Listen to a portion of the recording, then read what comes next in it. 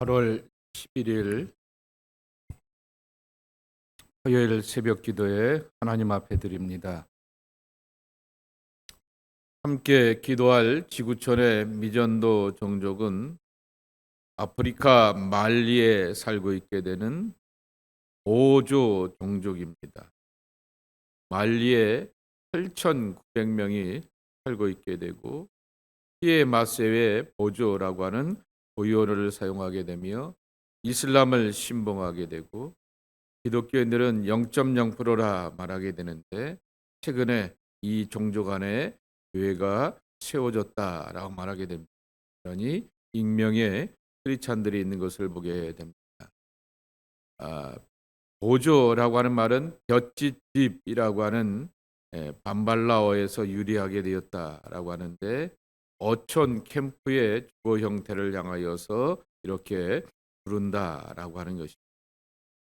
보조를 사용하게 되는 세 개의 민족 집단이 있게 되는데 그 가운데 하나가 바로 티에마세의 보조 언어인 티에마세어를 사용하는 오늘의 중보기도 대상인 것을 보게 됩니다.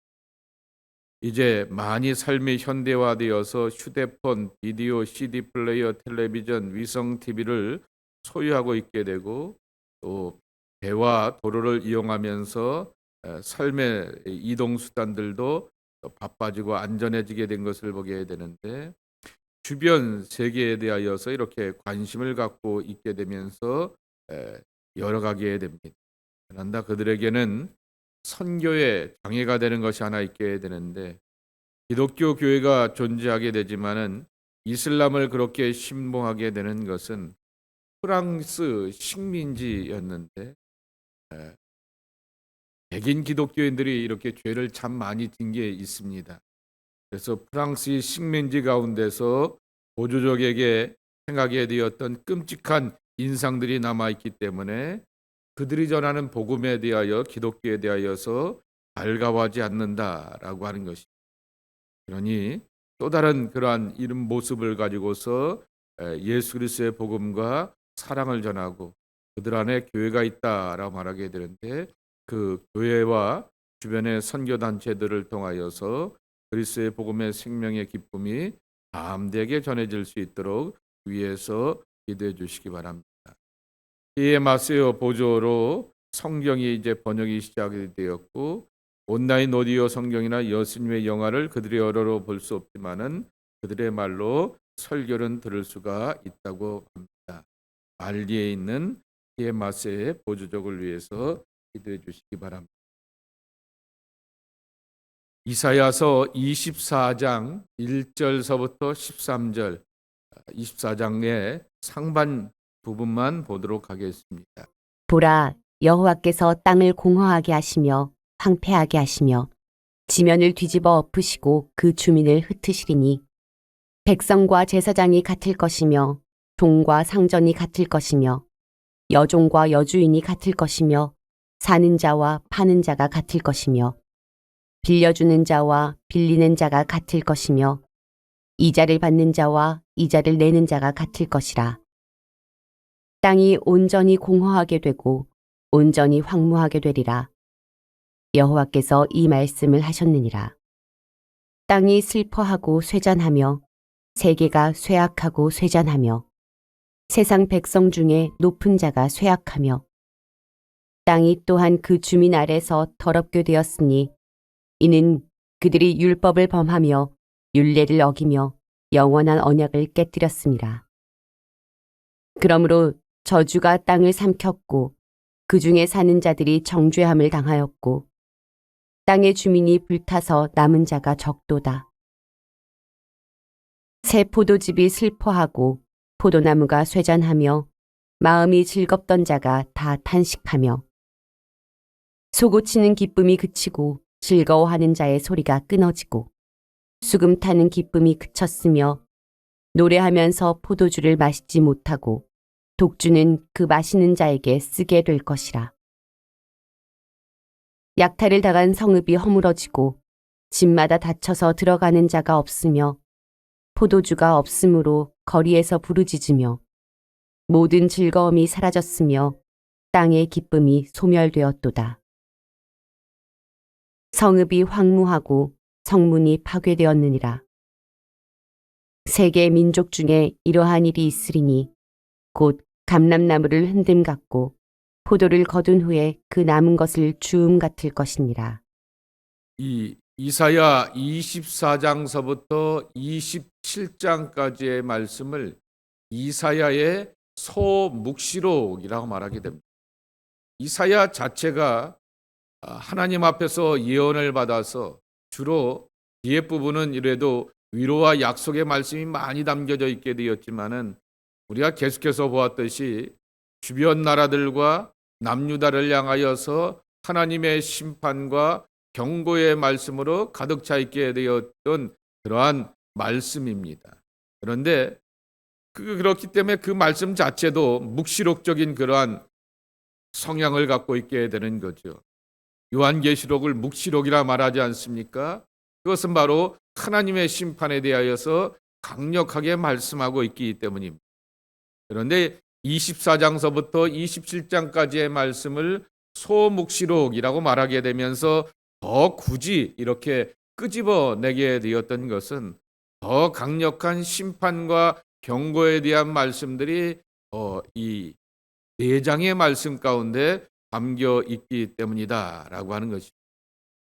오늘 말씀을 보아도 이 좋은 말씀이 우리가 듣고 용기가 되고 힘이 되는 그러한 기쁨의 말씀이 전혀 없는 것을 보게 됩니다. 말씀의 제목처럼 즐거움이 사라진 그러한 모습에 대하여서 말씀하게 되는데, 보시게 되는 것처럼 23장까지는 특정한 종족과 나라와 그러한 민족과 세력에 대하여서 심판과 경고의 말씀을 하셨다라고 하게 되면 보편적인 심판과 경고가 온 세계에 미칠 것이다 라고 하는 것입니다. 그러면 여기 1절에 보아도 여호와께서 땅을 공허하게 하시며 그랬습니다. 근데 1절의 시작을 보게 되면은 보라라고 이렇게 말씀하게 됩니다. 그날에라고 하는 그러한 표현이 나오는 것도 아니고 보라라고 이렇게 말씀하시게 되면서 집중해야 돼라고 말합니다. 또 우리가 보았듯이 어느 나라와 민족을 향한 경고라라고 하는 그러한 듣기 싫은 그러한 원치 않는 심판의 말씀이다라고 하는 것을 말하지도 않게 됩니다.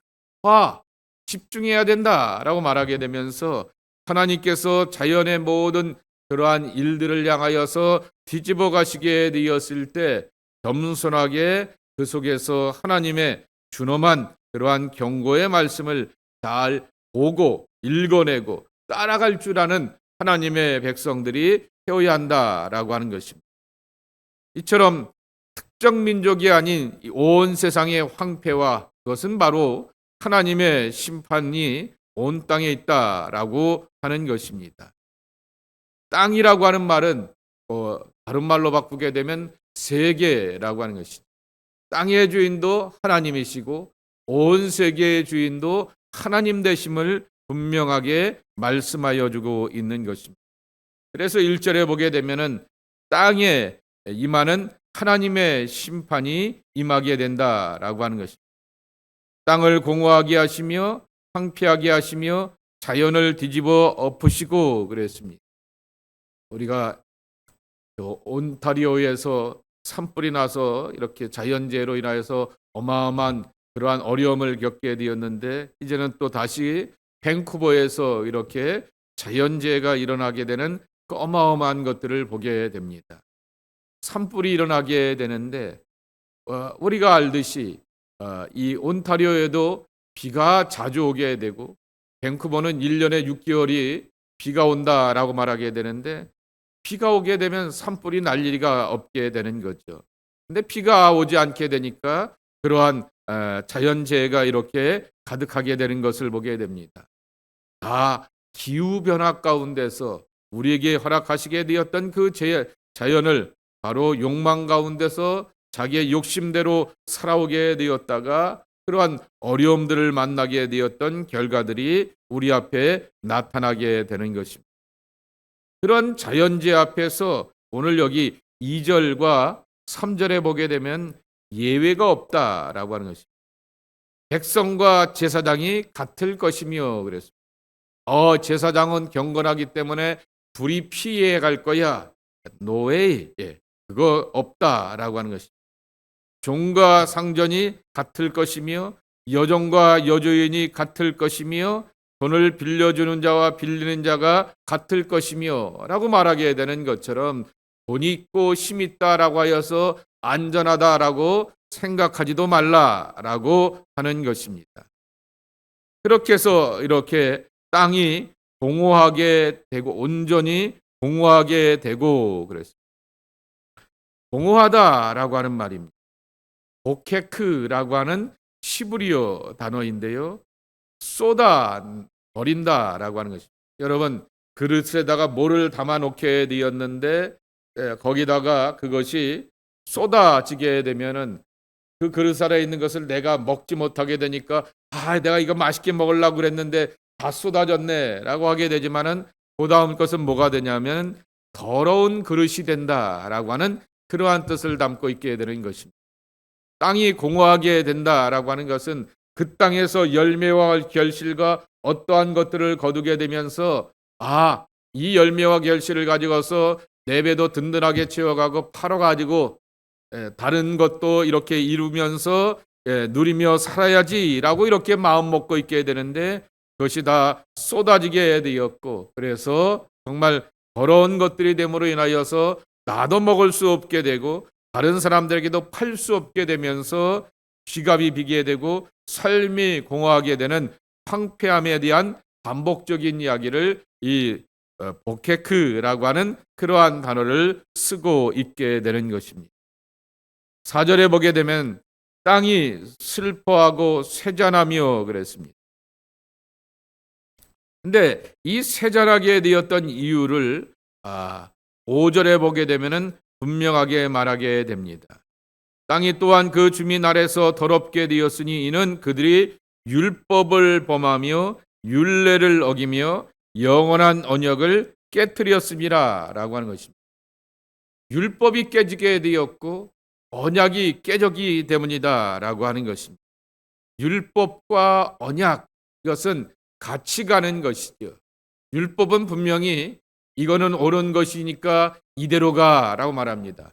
이거는 틀린 것이니까 그러면 안 돼라고 하는 것이 율법의 단호하고 분명한 지침입니다. 구약 성경은 율법이라 말하게 되지만은 구약의 백성들은 그 율법을 하나님의 말씀이라고 분명히 믿고 그 지침대로 살게 되면서 복의 백성이 되기를 원하게 되었고 또 하나 확인하기를 원하게 되었던 것은 약속의 백성 혹은 언약의 백성이 되어서 여러 가지로 약속해 주시게 되었고 복 주신다라고 말씀하시게 되었던 것이 나와 내 후손들 가운데서 이루고 성취되는 것을 경험하게 되었던 것이 율법을 따라 사는 삶이라고 하는 것입니다. 그래서 율법과 언약은 신앙생활에서 중요한 지침이고 삶의 비전을 갖고 사는 사람들의 모습이라고 하는 것입니다. 이 지침과 안내를 따라 순종하며 나아가게 되었을 때 약속하신 하나님이 신실하신 분이기 때문에 그 약속이 나로 약속의 대상으로 삼고 언약의 파트너로 삼으셔서 이루고 성취되며 경험되는 것을 우리 안에서 누려가게 된다라고 하는 것입니다. 그러니 율법과 언약은 함께 가게 되는 것인데 율법이 깨지게 되니 또한 언약도 깨지게 되었고 꿈도 잃어버리게 되었고 비전 없는 삶을 살아가는 그러한 모습이 된다라고 하는 것입니다. 그래서 그러한 사람들을 향하여서 뭐라고 말하냐면 6절에 보게 되면은 정죄함을 당하였다라고 말하게 됩니다. 정죄라고 하는 그러한 말입니다. 아삼이라고 하는 시브리어 단어인데요. 유죄로 판결받다라고 하는 것입니다. 그렇게 믿고 그렇게 행동하고 그렇게 처신해서는 하나님께서 약속하시게 되었던 그러한 것들을 받을 수가 없어라고 하는 대놓고 판단하시게 되었던 하나님의 판단과 판결을 받게 되었다라고 하는 것입니다. 그러니 그들 앞에서는 계속해서 지금까지 나누게 되었던 심판의 몰락의 부정적인 내용들로 가득 채워지게 되는 것이죠. 그러며 7절에 이렇게 말합니다. 새 포도즙이 슬퍼하고 그랬습니다. 왜 새 포도즙일까라고 하는 것입니다. 더 이상의 수확이 없다라고 하는 것입니다. 앞으로의 수확이 없다라고 하는 것입니다. 그러니 여러분, 지금까지 내가 애쓰고 고생하여서 올해는 정말 수확과 결실이 신통치 않게 되는데 그래도 내년에는 결실과 열매를 기약할 수 있겠지라고 하면은 그래도 올해의 고난과 빈궁과 그 가난함을 버틸 수 있는 희망이라고 하는 힘을 얻고 살아가게 되는데 새 포도즙 꿈도 꾸지 마라고 이렇게 말씀하신다라고 말하게 되면 절망할 수밖에 없게 되는 것이고 내일이 기약되지 않는 그러한 삶을 살게 되는 것에 어떠한 소망도 갖지 못하게 되는 것입니다.